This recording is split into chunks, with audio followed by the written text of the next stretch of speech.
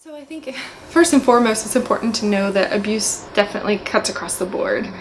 So it doesn't see race, gender, ethnicity, or anything like that. So it can happen to anyone. But of course, our children that are in foster care, are susceptible because they have history of trauma or neglect. Whatever has happened to them that they have been removed from their home weighs on them emotionally and in like a mental health aspect. So take someone who maybe was removed from their home due to the neglect and maybe even some sexual abuse. So now they're placed in a foster home or we'll just say that. They're placed in a foster home and they meet someone that is maybe meeting needs that they had never had met before. Maybe they felt rejected by their birth family because they were neglected. And so this person is meeting those needs, and sometimes those needs can be met in an unhealthy way. So maybe they're getting sexually abused by someone who's older,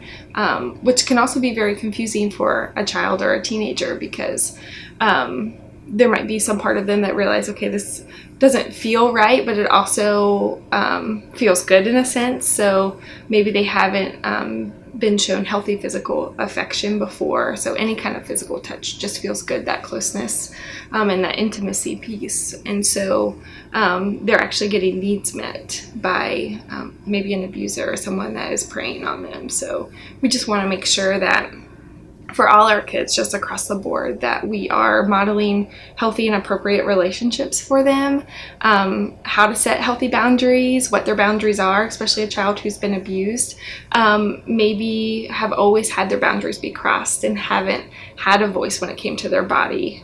So we want to make sure that we're teaching and empowering our kids to be able to set those boundaries because it can happen to anyone, but especially someone that has a history of trauma and might be emotionally fragile.